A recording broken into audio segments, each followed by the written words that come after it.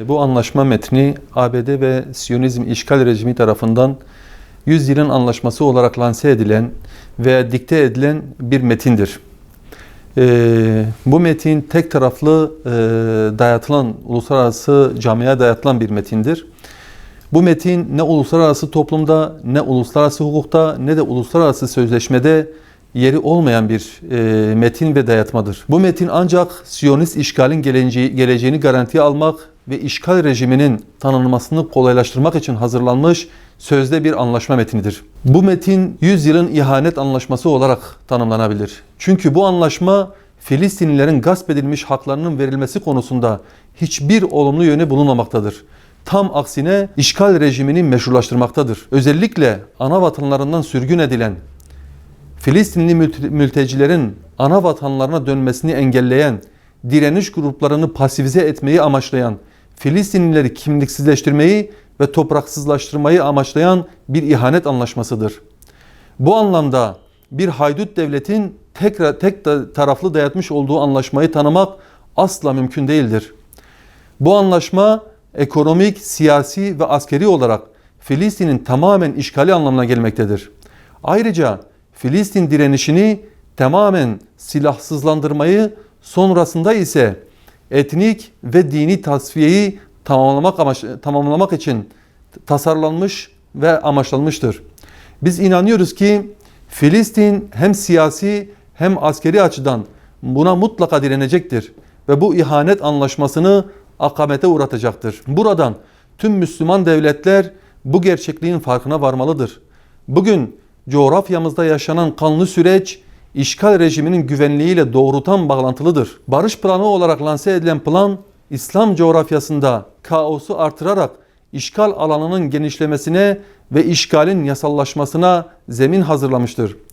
Bu durum her geçen gün daha da belirginleşirken Müslümanların farklılıklarını bir kenara bırakıp saflarını Kudüs üzerinden birleştirmesi gerekmektedir. Zira söz konusu plan işgal ve kıyıma rağmen işgal rejiminin güvenliğini ve refahını garanti edecektir. Buradan tekrar şunu ifade etmek istiyorum. Bu ihanet anlaşmasını asla kabul etmiyoruz. Kudüs Müslümanların kırmızı çizgisidir ve Müslümanların siyasi başkentidir. Bunu değiştirmeye ne ABD'nin ne de Siyonist işgal rejiminin gücü yetmeyecektir. Başta Türkiye olmak üzere tüm İslam ülkelerini ve Müslüman kamuoyunu bu ihanet anlaşmasına somut yaptırımlarla karşı çıkmaya, ABD ve işgal rejimine bununla birlikte Siyonizme alkış tutan coğrafyamızın ihanet devletlerine karşı caydırıcı adımlar atmaya davet ediyoruz.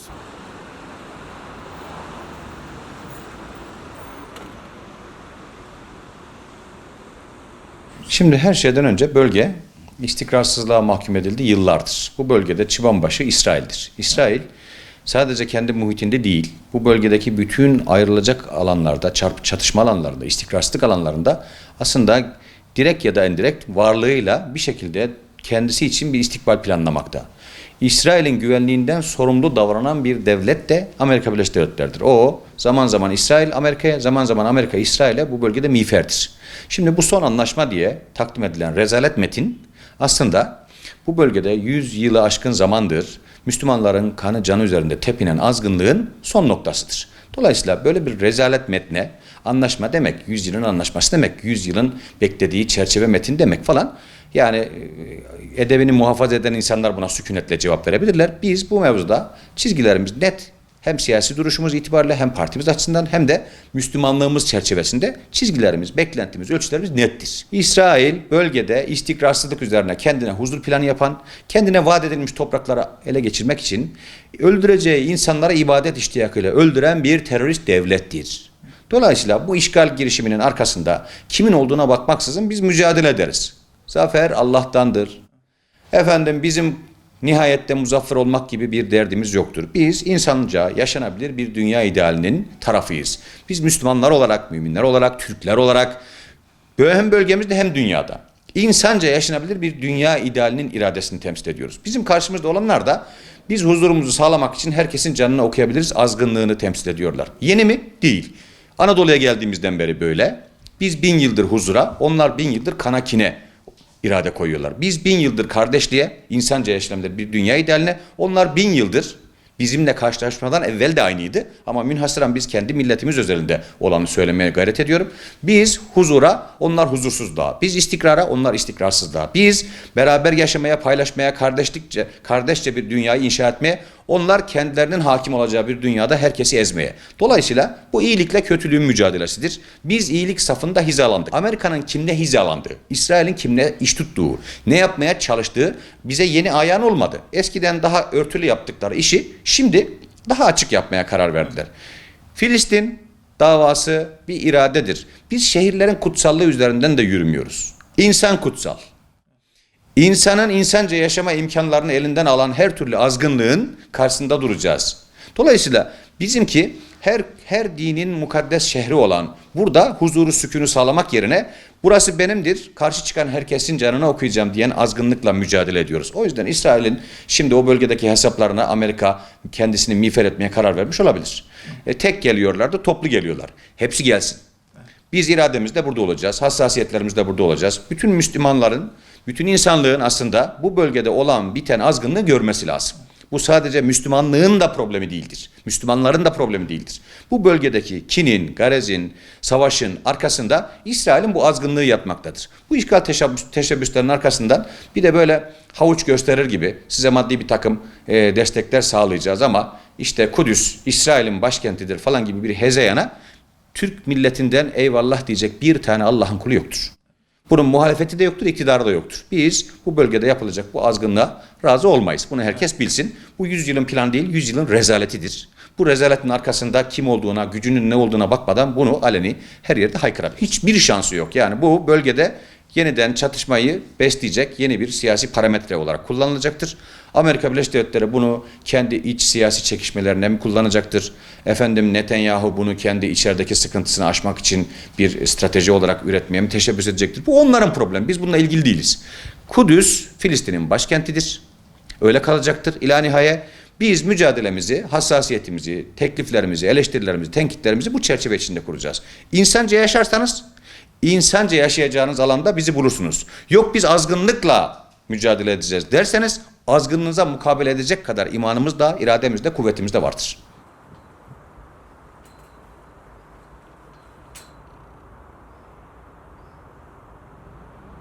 Öncelikle bu anlaşmanın uluslararası hukuka ve Birleşmiş Milletler kararına tamamen zıt bir anlaşma olduğunu ifade etmek istiyoruz.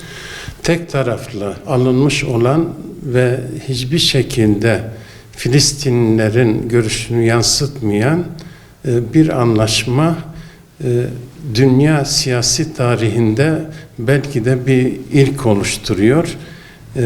Kendilerinin hazırladığı 80 sayfalık bir metni güç kullanarak, ekonomik ambargolar uygulayarak, dayatmalarla Filistinlilere kabul ettirmeleri söz konusu olamaz.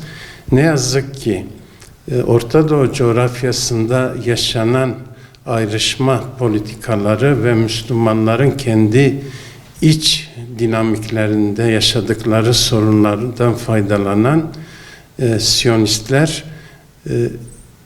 seçim kararlarının da alındığı bir dönemde hem İsrail'de hem Amerika Birleşik Devletleri'nde bu konuyu gündeme getirerek özellikle Amerika Birleşik Devletleri Başkan adayı Donald Trump evangelist ve Siyonistlerin oylarını bu şekilde kendi lehine alma girişiminde bulunuyor. Keza iki seçimde de başarısız olan ve 3. sefer tekrar seçime gidecek olan Netanyahu için de adeta bir kurtarıcı olma durumu söz konusudur bu anlaşmayla. Tabii biz Müslümanlar olarak Kudüs bizim inanç bakımından özelimizdir. Merhum Erbakan hocamızın da ifade ettiği gibi Kudüs bizim için coğrafi olmaktan çok imani bir meseledir ve biz de bu çerçeveden bakıyoruz. Kaldı ki Kudüs'ü ebedi İsrail yurdu olarak kabul eden hiçbir anlaşmayı kabul etmemiz mümkün değildir. Yeniden Refah Partisi olarak bunu şiddetle kınıyoruz ve bütün uluslararası kuruluşların harekete geçmesini bekliyoruz. Şu anda uluslararası toplumun harekete geçmesini, Avrupa Birliği'nin aldığı kararlar var bu yönde, Filistinlilerin lehinde. Bu kararların arkasında durmalarını özellikle arzu ediyoruz ve bütün Müslümanları bu kararlara karşı şiddetle tepki gösterme, sadece kuru sözlerle değil, bunu fiili eylem planlarına da dönüştürmeleri gerekmektedir. Bunun önünü almak için, çünkü Kudüs bütün Müslümanlar, sadece Filistinlerin değil, bütün Müslümanların kıblesidir, bütün Müslümanların imani meselesidir. Onun için Türkiye başta olmak üzere tüm ülkeler, İslam ülkelerini bu karara karşı şiddetle durmalarını ve dik duruş sergilemelerini özellikle bekliyoruz. Eğer Filistin sürecine, özelde de Orta Doğu, daha da özelde Kudüs meselesine baktığımızda, evet, buna 100 yılın anlaşması denilebilir. Çünkü genel ilkeleri itibariyle Filistin, Kudüs davasını yok etmeye yönelik ve 100 yılın belki de en önemli adımlarından birisi olduğu için o anlamda olumsuzluk yükleyerek onu söyleyebiliriz. Tabii öte yandan da içerdiği unsurlar itibariyle birkaç husus sizle paylaşmakta yarar görüyorum. Her şeyden önce Türkiye dahil, biz dahil ve uluslararası toplumun bütün genel yapısı, Birleşmiş Milletler dahil, Filistin sorununun çözümünün ana ilkelerini yaklaşık 30-40 yıldır, 1967'den bu yana belirlemiştir ve bütün çözüm süreçleri bu ilkeler üzerinde gitmektedir. Bu ilkeler nelerdir? Her şeyden önce bölgede iki devletin de yer alacağı bir sistemin oturması, bu unsur. Filistin devletinin başkentinin Kudüs olması, Doğu Kudüs olması ve buna benzer unsurlar. Batı Şeria odaklı bir özgür Filistin devletinin. Bu şekilde ilkeleri ortaya konulmuştur ve söylediğim gibi uluslararası toplum bu süreç içinde bu konuya bir çözüm bulma sürecinin içindedir. Ancak aslında yeni de olmayan bu sözde barış inisiyatifinin biz aslında birkaç yıldır hazırlandığını, bu hazırlanma sürecinde sadece Amerika ve İsrail'in değil, farklı aktör ülkelerinde bulunduğunu anlaşmanın metnini okuduğumuzda hissedebiliyoruz. Çünkü doğrudan kendilerine referanslar da var.